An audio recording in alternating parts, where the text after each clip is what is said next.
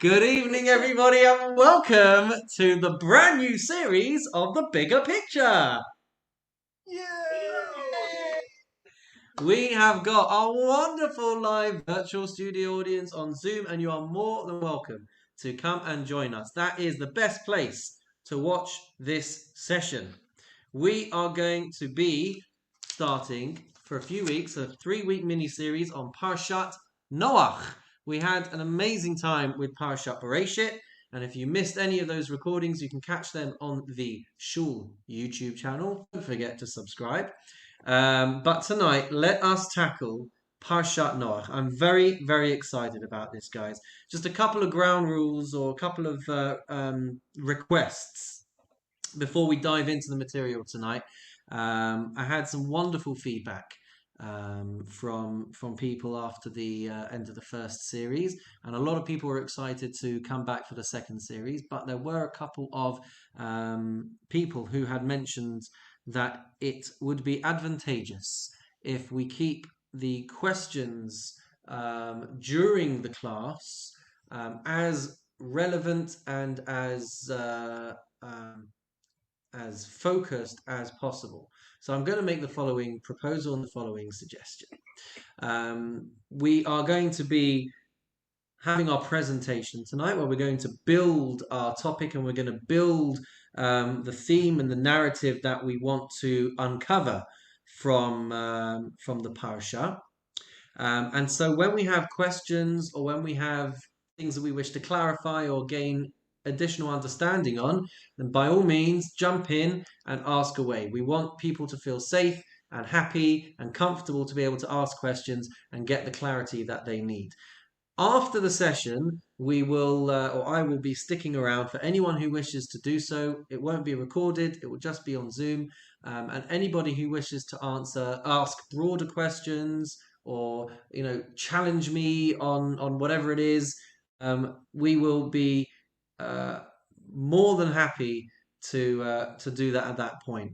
But what I'm concerned about is that if we lose focus and we lose track, is everybody still able to hear me and see me okay? Because my computer's doing some funny things. Yeah. So when the questions take us on a tangent, or when the questions take us, to a different topic, so people were finding it difficult to remain focused and remember everything that we were covering. And it's important that everybody has that equal playing field to be able to engage with the topic and engage with the themes. So that's what I would just politely request from everybody. We want questions, we want comments, we want clarity. But if we want to expand and go into other areas and topics and things like that, then let's save that for the follow-up Zoom after party. So with that in mind, ladies and gentlemen, we are going to get on with the show. We are going to get the slideshow up. Now, I've tweaked the way that we do this technologically. So can everyone just confirm that they can see that on their screen? Yeah? If you are in gallery mode, it may not be as effective as if you switch into speaker view. So if you switch into speaker view, you'll be able to clearly see the slideshow, and that will be a little bit better. But there we go. There is our first week 1 of Parashat Noach, looking at the flood and the world going from youth to maturity. What does all that mean? Let's have a look. But before we get there, let's think about the structure of Parashat Noach. Okay, hopefully some of you will have had an opportunity to scan, at least in Hebrew or in English, some of the things that come up in Parashat Noach. So I encourage you all. Now is the time for audience participation. Where does Parashat Noach take us? We're going to break it down essentially into 4 parts. So if you were to break this Parasha down into 4 parts, what would you call those 4 parts? Let's go with the first one. Anyone want to have a guess? A bit of Noah and his family. Does it start with a bit of Noah and his family and all that sort of side, and then go into the flood? It definitely starts with Noah and his family, but really what that's getting us into is the story, as Lee said, of the... Oh, I'm not even in the right bit. Is the story of the flood. Very good. So that encapsulates that that the flood is a very primary feature of Parashat Noach. Very good. Where would it take us after that then? life coming again? More people? Life coming again. More people? More people. Let's see what I wrote. The descendants of Noach. So that's where we come to. So the parasha starts, and just as you don't have to be brave. Quick show of hands. Hands up who did manage to take a chance to scan through the parasha. And that's nice. So we've got some hands in the air. That's fantastic. So we have the episode of the flood. We have Noach, his 3 sons, their family, his wife. They all go onto the ark. How long are they on the ark for, by the way? It's not 40 days and 40 nights. It's more than 40 days and 40 That's nights. right. 150. 150. They end up spending about a year on the ark. 40 days and 40 nights it rains, but then they're floating around for a while until the waters recede and they reach dry land. And then they disembark from the ark. Hey, I'm a poet and I didn't even realize. So they disembark from the ark, and then they rebuild the world, and that's why the next portion that we get into, after going through the episode with Noach and his sons and the way that he is disgraced. So we then get into the descendants of Noach, the 70 nations that come out of Noach. And his 3 sons, Shem, Ham, and Yafet. And after we go through the descendants of Noach, the Tower of Babel. There we are. Boom. No, but don't we have the Noach laws first? Yeah, that's a covenant. That's earlier. Well, it comes out of the story, but you're right. That does emerge from the episode of the flood and the aftermath of the flood. But the next piece, if you recall, we were looking at the way in which it's broken down into paragraphs. Truth is, I may have made a slight mistake, and actually one could say that the intoxication of Noach is actually its own episode. It seems to be its own open-ended paragraph. So you could have probably thrown that in there, and I'll adapt the slides to say that going forward.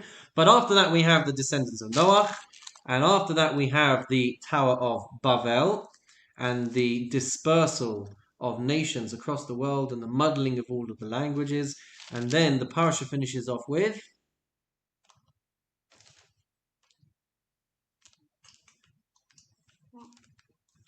anyone else want to have a go? Well, it's more people till terror, sort of thing. It's a list of more people.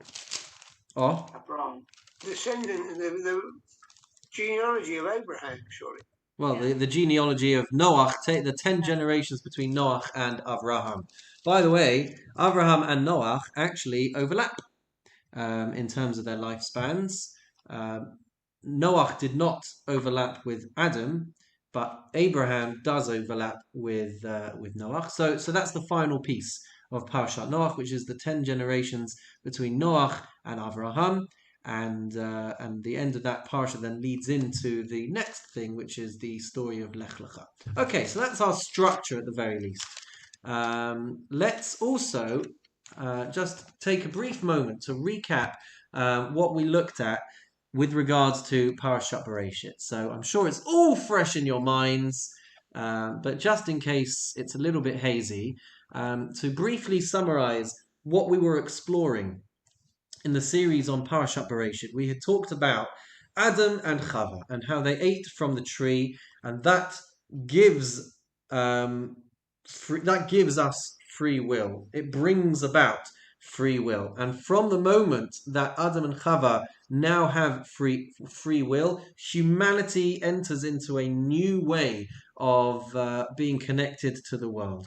And what it means after having eaten the fruit of the tree, digesting it, becoming a part of them, etc., etc., that free will now means that humanity can fully connect to Tov, and humanity can fully connect to Ra.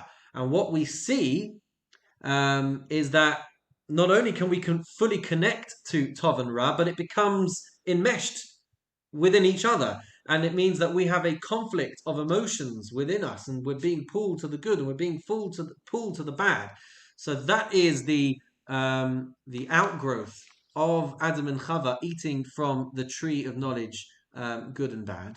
And now we are sent out into the world with free will in place. We're given the charge from Hashem, from the Torah, to choose Tov over Ra. But is that what happens? No, sorry, Bob. And what we find is that actually, as time goes on and the generations unfold from Adam Harishon, Ra overcomes Tov.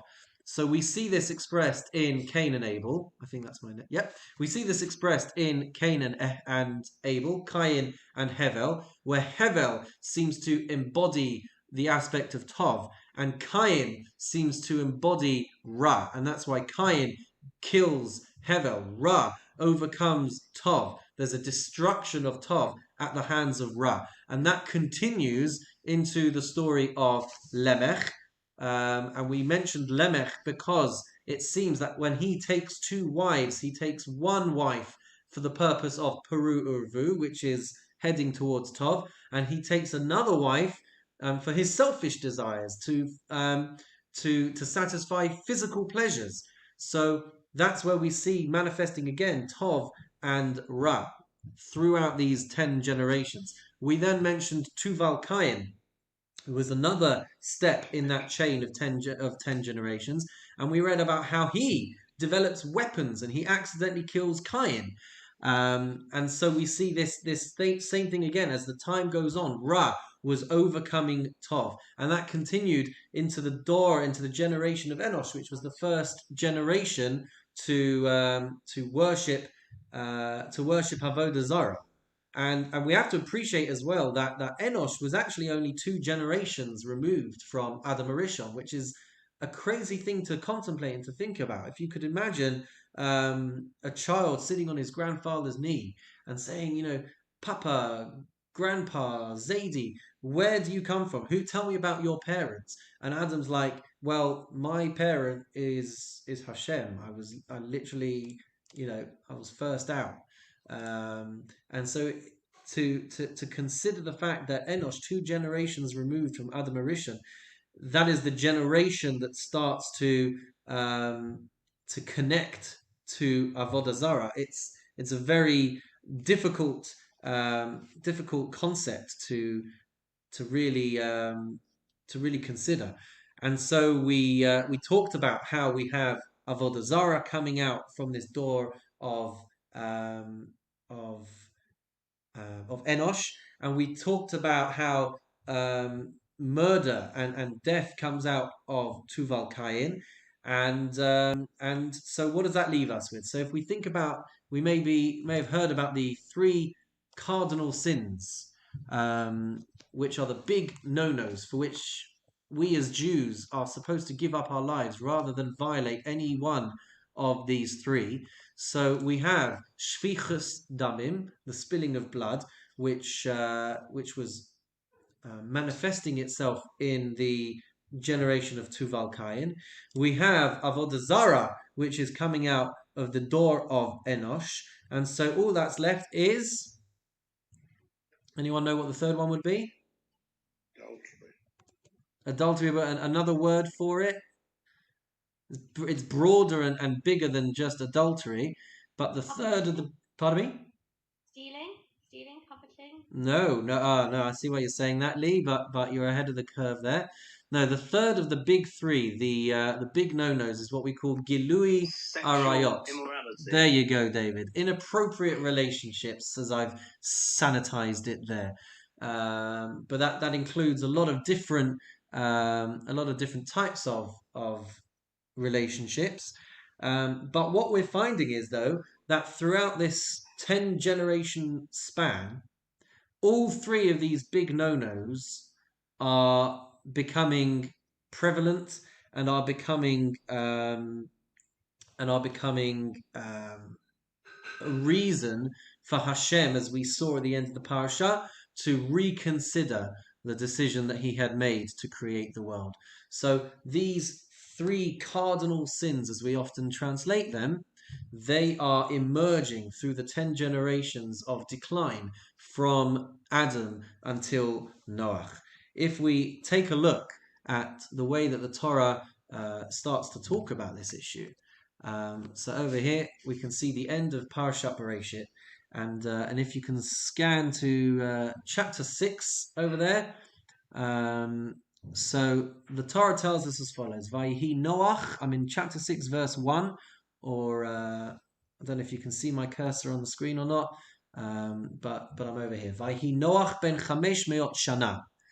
So, oh, I'm sorry, that's not even chapter 1. So, verse 1 is Vayihi ki heichel ha'adam larov al pnei ha'adama uvenot yuldu lahem. So, and it came to pass when man began to increase upon the face of the ground, and daughters were born to them. Vayiru b'nei ha'elohim et benot ha'adam ki tovot heina vaikchu lahem nashim mikol asher bacharu. There is a lot to unpack from that verse. Chapter 6, verse 2. The English on the screen translates it as the sons of the rulers, B'nai ha'Elohim. The sons of the rulers saw that the daughters of man were good, and they took themselves wives from whoever they chose. So Rashi, one of our primary Torah commentators, he offers two interpretations for this. One of them is that they are the sons of nobles, the sons of rulers. So this kind of VIP elite group which has developed throughout these generations, they the higher echelons of society, they are starting to abuse their position. There's another interpretation which is mentioned in the Midrash, which is that they were, oh goodness, are we there? This meeting is being recorded. Everybody still there? Yeah, we lost you. Yeah, no, I saw that. I'm not sure why. Mickey, it's very hard to see these. How do we make you bigger? If you spotlight me. How do I do that? Well, here, let me do that. I'll spotlight myself, and if you switch to speaker view, then I stay prominent, which is exactly where I should be, right? Okay, so there's another interpretation offered by Rashi, which is brought out in the Midrash, which is that the B'nai HaElohim are actually angels, and I'm sure David Salter is a leading expert on that part of the interpretation, but suffice it to say, let's even take it in the simplest interpretation of Rashi, that the B'nai HaElohim are the sons of nobles, that they are the higher echelons of society, and we are told that they are abusing their position. They see that the daughters of man were good. Ki tovot heina. So over here, from what we can see here, they are objectifying ki tovot heina, that they are good looking, they are pleasing to the eye, they are beautiful. That is an objectification of women. And what does it tell us next? It tells us next, vayikchu lahem nashim mikol asher bacharu, that they take these women, whoever they want, to serve their own pleasures, whatever they want. And Rashi actually tells us that they would take girls who were ready to be married to other people, and before they would get to their chuppah, so to speak, they would go and they would violate these women for themselves.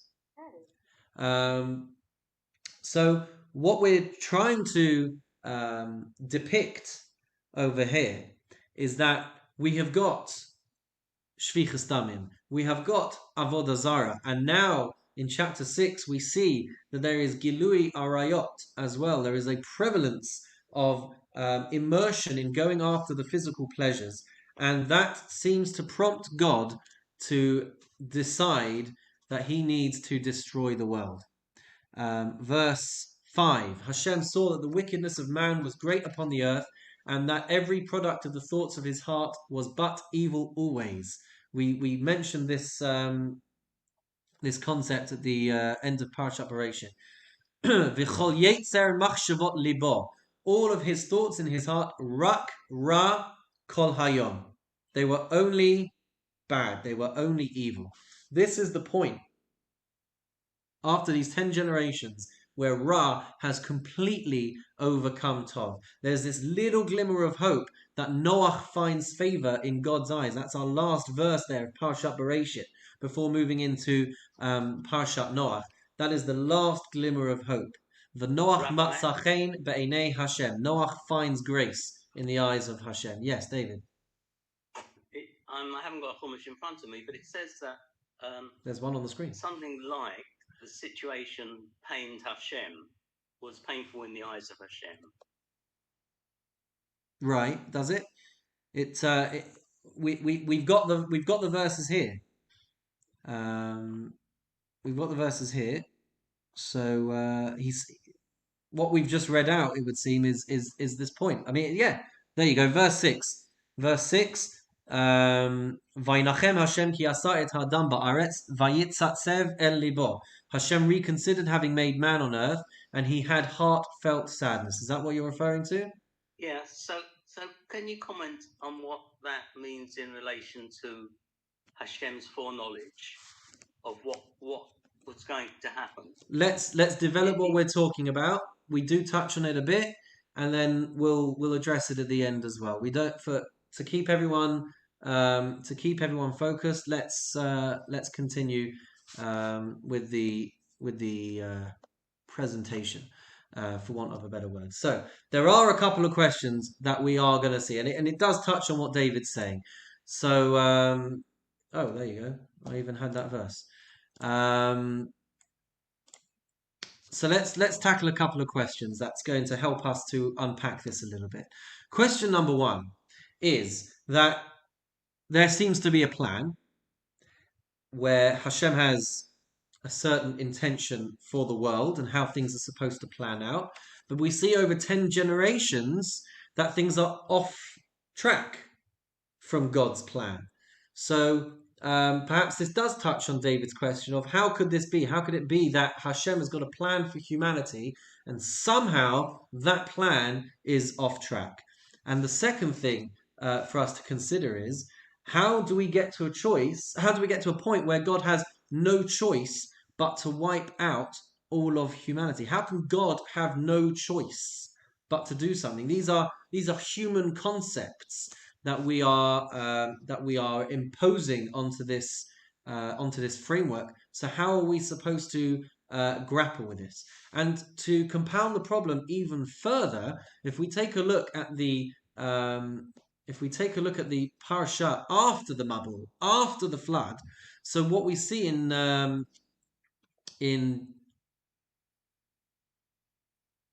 that's the wrong page. There we go.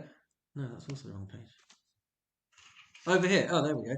So what we see in chapter 8, verse 21, which is after the Mabul has taken place, after Noach has left the ark, after he has offered up sacrifices to Hashem as a gesture after the flood. So Hashem says, or the Torah tells us, Vayarach Hashem et reach hanichoach. Hashem smells the pleasing odor of these sacrifices. Vayomer Hashem elibo, and Hashem says to himself, Lo osif lekalel od es ha'adama ba'avur ha'adam. Never again will I doom the earth, will I destroy the world on account of mankind. Ki yetzer lev ha'adam ra minu rav.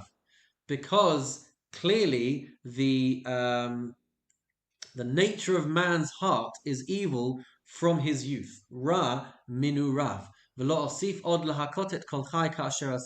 So I won't ever again destroy everything like I did the first time.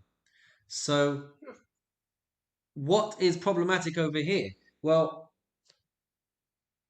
if man is inherently evil to the point that Hashem is not going to destroy the world ever again, then we have to ask ourselves the question, would Hashem not have known that before the flood? So whichever way, we become stuck. It's a bit of a catch-22. Either he was justified the first time, or he shouldn't be guaranteeing not to destroy the world again because man is evil. And if he gets to the same point, if man really is evil and the world declines and deteriorates again, reaching a point of rak ra kol hayom, then why should he stop himself from bringing a mabul? If it was the right consequence of the actions from the 10 generations of Adam through to Noach, then if it reaches that point again, then Hashem should be able to bring a Mabul again. So either he shouldn't have brought it the first time, or he shouldn't be promising that it won't happen again. So to unlock the way, or one of the ways in which we can understand this, we need to see our two verses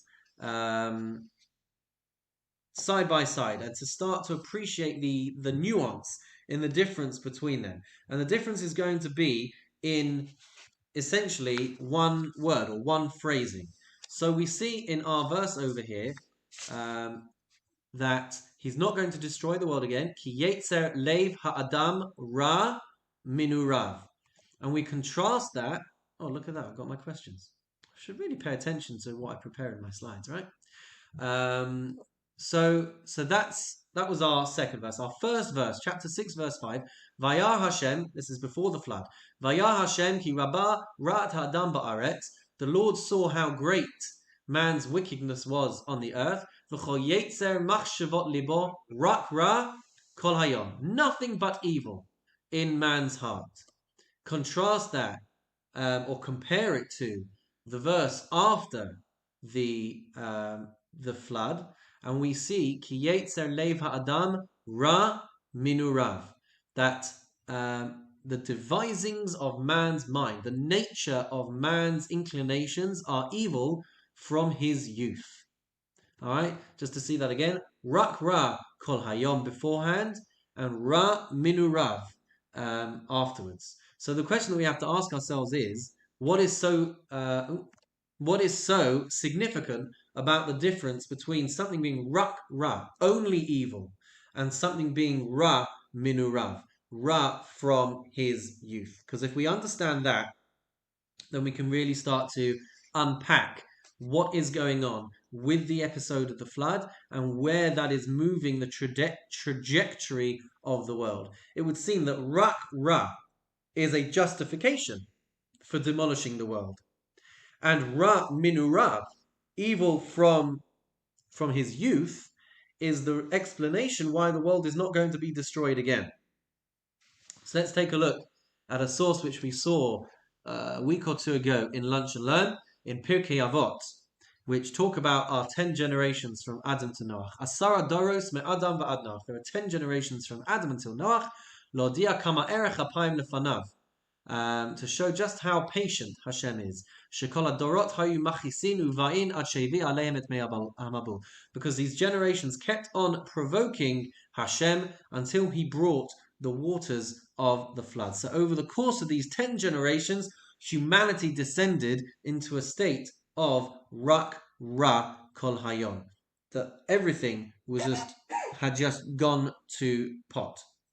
And then in Parashat Noach, the Torah qualifies for us that these 10 generations are somehow the youth of mankind as a whole. That's the realization that the Mabul brings about.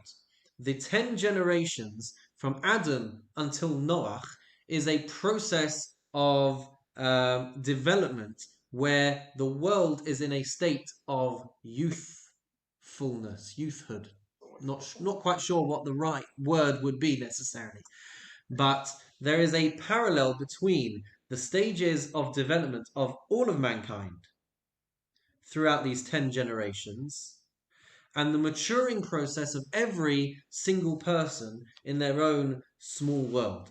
So in the first 10 generations, where it leads to rak ra kol hayom and it leads to the Mabul, that is paralleled with a development stage which is called Nu'urim, if you recall, right? Ra minurav, okay, which is a term meaning adolescence or youth.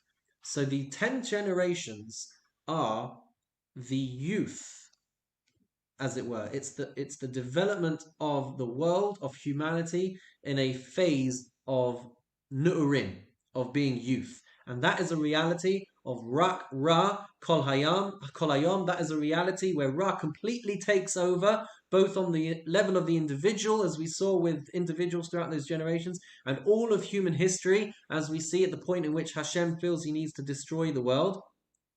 And that fits, Nu'urim fits with the way in which we experience our own lives. Adolescence, being a youth, it is a stage of time where there is no self-discipline, there is no ability to delay gratification, there is no self-control. It's an entirely selfish existence. Hands up if you have ever met a teenager. Hands up if you have ever been a teenager. Right? We all experienced this. We went through however many years it was, right, where we didn't have enough or proper or mature self-discipline. We weren't able to delay gratification. We didn't have self-control. We were very, very selfish. So we all experience this in some way in our own lives. The sense that pardon me? No? Was anyone saying something? The sense that that nothing bad could happen to us. There is no sense of consequence whatsoever.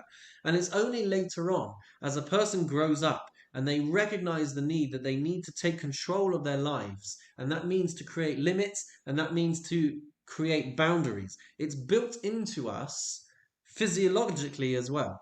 And it's part of who we are spiritually. If we think about youth and adolescence, so interestingly, science will tell us that the frontal lobes of our brain, which is home to some of our key components of neural circuitry underlying executive functions such as planning, working memory, and impulse control, they are among the last parts of our brains to mature. We grow, we go through a period of adolescence, we go through a period of nu'urim, and when we are in that stage, in that phase, we are in a phase of rak ra kol hayom. We experience this in our own lives, and we experience this in the history of humanity as well. And it's only once you step out of that stage, which can only happen through some kind of mabul process. A mabul process for the world, but a mabul process for each individual as well.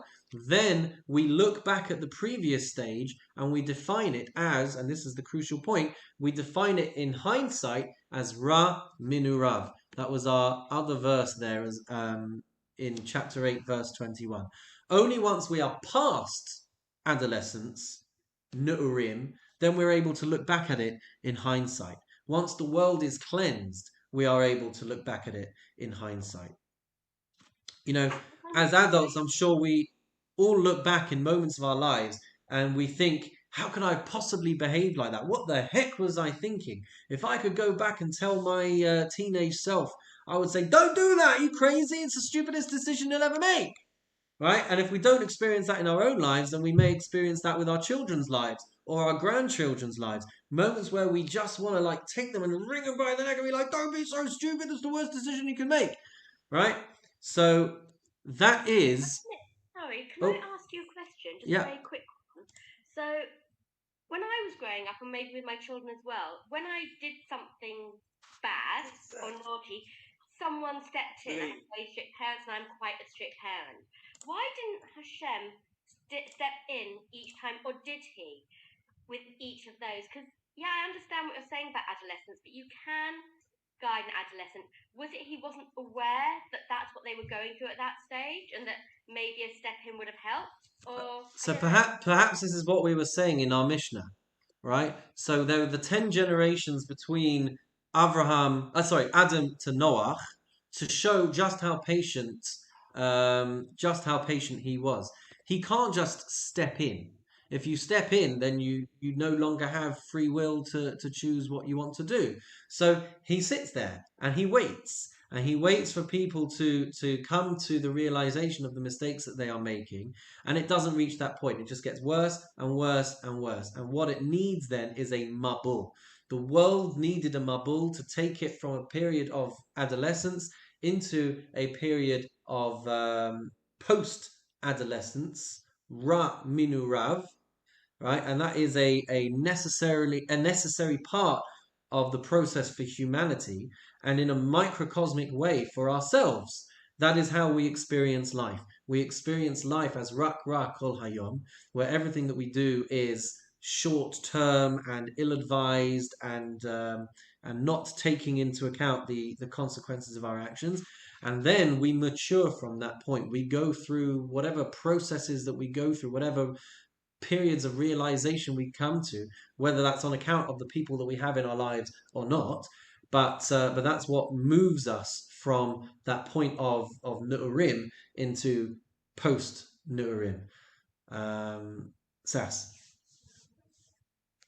I think it's rather extreme for the whole world to be flooded for the amount of bad people that were on the earth. We're only talking about 10 generations, which means there couldn't have been that many people. Why destroy all the beauty that God had taken time to create? Wouldn't it have been a lot easier just to get rid of the bad people, that the earth that was created was still there for a new generation to come through? So I think destroying the earth was, we were losing out, and it should have been the people that were losing out. The bad people should have been punished and not the earth. Okay, I take your point on board. I would say from the fact that the Torah doesn't pan out like that, would seem to indicate that wasn't what Hashem felt, and that he clearly felt that what was required was a mabul. Quite why that is, perhaps we could talk about that. After the session, we can thrash that out. But where we're at is we have Torah presenting the flood as taking the world from a stage of youth into a stage of maturity, and we can maybe look at that in other ways a little bit later.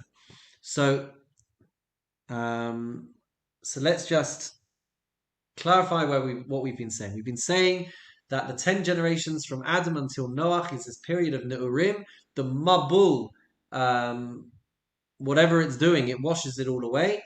And then we enter into looking back on that and seeing the Ne'urim stage in hindsight. But if it's built in that there is this stage of history of mankind and the stage for us as individuals, then the implication of that is that there's a certain inevitability to this process of Ne'urim, right? So every human being goes through youth and goes through adolescence as part of our development. And we have to work with people in this stage, as Lee was saying before. We have to help people move beyond that stage, but it is a normal part of growing up. We need to help people create boundaries and to create limits and to impose impulse control and to create self-control and help people with planning. It's inevitable that we're going to go through youth and adolescence, and it was inevitable as well for mankind to go through this process as well. And so that is going to help us understand the questions that we asked before about things not going to plan. How was it that it seems that the world is not going to plan, and the promise that Hashem is never going to do it again? In fact, it would seem that in this post-Gan Eden world, there was an inevitability that Ra was going to take over. The Ne'urim stage, the adolescent stage, it needed to emerge and it needed to be washed away with the Mabul. And once it was washed away, God was able to guarantee that the world will not need another Mabul. There was an inevitability. God was upset about it, as David said earlier. And we had to remove that Ra and move the world from the adolescent stage to a place of maturity. So it might not be what he wanted to happen, right? It's always great when everyone just lives up to your expectations and does everything that you want them to, right? But it's a necessary part of human history. It's a necessary development of human history, that you're not going to always have people doing what you want all of the time. But the point is, and this is the crucial thing, that once Nu'urim is washed away, once the world has matured from that stage of Nu'urim, then he can guarantee that he's never going to destroy the world again, because that stage is already behind us. It means that Ra will never get to that stage again. It's interesting, by the way, that the very thing that happens after the flood, talking about boundaries, talking about limitations, we are taught that the consequence of the flood is that the world now starts to have some borders and some boundaries. So Hashem imposed boundaries on the world. He put a limitation on free will so that it never gets to a point of rak ra again. And Chazal point out that there were other boundaries as well. The seasons, as we know them now, that is a post-Mabul initiative. The way in which human life becomes much more limited is evidence of this progression of humanity as well. Before the flood, if we remember at the end of Parashat Bereshit, we've got people living for hundreds and hundreds and hundreds of years. But after the flood, when you have a look at the lifespans of the 10 generations after that, they are living far, far shorter lives. So that is one of the boundaries as well that is put into place as a result of the world graduating from this Nu'urim stage. Humanity progresses, and that's because, in many ways, because of the limitations that are put in. So there is a Nu'urim stage where Ra takes over. It's an inevitable stage in humanity before we reach adulthood. And so we still need to ask a very important question. What's the very important question? Why do we need this stage at all? Why is this the way that Hashem decides to orchestrate the world? So someone's phone's going off. Sorry about that. That's all right. If you're worried about devices, please kindly mute yourselves. So where what's my next slide over here? What have I missed? Oh, there we go. Okay. So we have to understand why Hashem would create this stage at all.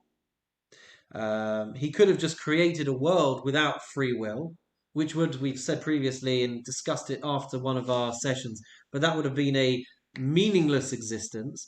The most fundamental element of our humanity in this world, and what elevates us and makes us the centerpiece of creation, is the fact that we have free will. So if free will has to be part of the system, then it would seem that this is the price to pay for having free will.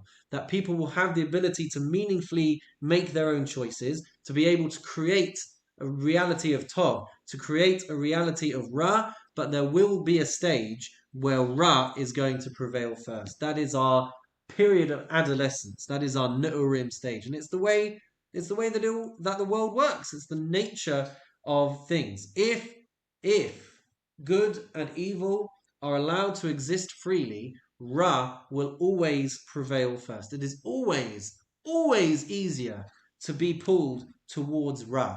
Why is it always easier to be pulled towards Ra?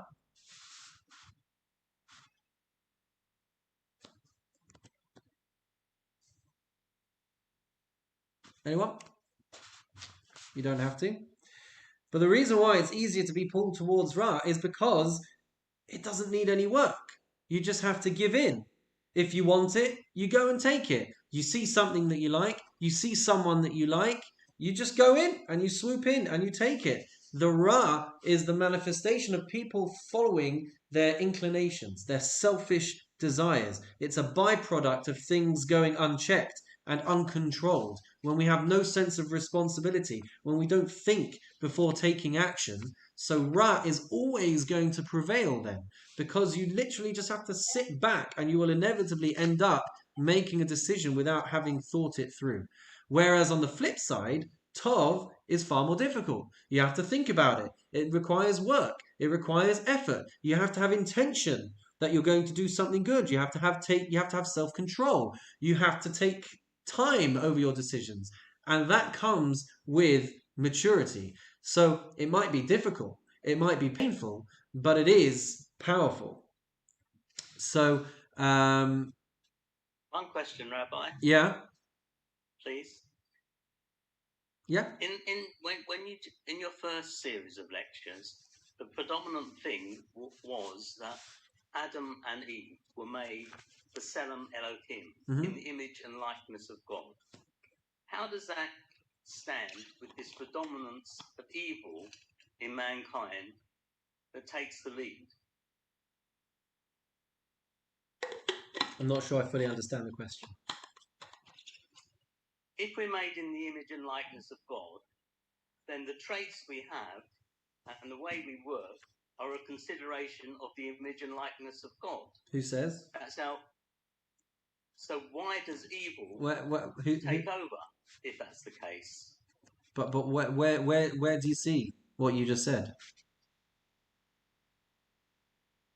That we were made in the image of likeness of God? Well, what does that mean? That's an interesting question. It means that we have some of the traits that God possess imbued upon us. So, but why should evil be the predominant trait? Because we have to build ourselves to be more like God. You know, we have Gemaras that talk about the 13 attributes of Hashem, right? That we are supposed to emulate and be godlike. Right? Hashem, Kel Racham V'Chanun Erech Apayim V'Rav Chesed Ve'emet Notzeh Chesed La Lafim. Yeah, we have traits that we can identify in Hakadosh Baruch Hu. But if anything, that strengthens what we're saying over here, because you're only going to reach that point with effort and with work, and by overcoming the urges and the temptations that you otherwise have. The default position that we would have, if we were to just sit back and just do whatever we wanted, then we will make wrong decisions. It's only because we are capable of thinking and capable of weighing things out that we end up doing things that are not just self-gratification and not just short-term pleasures. The way that our bodies work, right? We have temptations, we have urges, we have hungers that need filling, whether that's physical food or any other type of hunger. Some of those things are going to be good for us and some of those things are going to be bad for us. And the only way that we actually invest in things which are going to be good for us comes with time, and it comes with effort, and it comes with maturity. And then we start to reveal the godliness that lies within all of us. I don't think it's not our default position that we are going to be godly, because that's the whole point of Hashem creating a system where we have free will. The whole point is that we use our free will to become more like God. But He's not going to give that to us for free. So I think that's how I would answer your question. So Tov is far more difficult to attain. But it's all part of our nature, having this Neurim stage, having this adolescent stage, which we move beyond and progress beyond. But one of the things that's very, very interesting is when you take a look at the Mishnah in Pirkei Avot. Lunch and Learn are in chapter 5 at the moment, so here's a spoiler alert for when we get to Mishnah 21, where we have the following Mishnah. Some of you may have heard or seen bits of this before, but at different ages, as we progress through life, there are different accomplishments or different descriptions that are given to us at different ages, right? But the point that we want to highlight is the Mishnah in Pirkei Avot says, Ben Shmoneh Esrei Lachupa. At the age of 18, we should be starting to think about marriage, right? Now, why is this intriguing? Based on everything that we've been saying, because we've been talking about the age of adolescence, the age of Neurim, and that happens far earlier than the age of 18. So is it not intriguing that we have the capacity to reproduce, and we have the capacity to channel ourselves at an earlier age than the age at which the Mishnah would tell us to actually go about channeling that? Does everyone understand what I'm bringing out with this Mishnah? Right? Adolescence starts much earlier, right? Whatever age it might be for a child who starts to go through puberty, but it's early, 11, 12, 13, whatever it might be. That period of development occurs far earlier than Ben Shmoneh Esrei L'Chuppah, the point at which we are within a halachic framework of exercising our reproductive capabilities. The capacity happens much earlier than that. Now, if we think about how the animal kingdom works, when an animal has the ability to reproduce, it starts immediately. But what it seems with humanity is that there is a gap.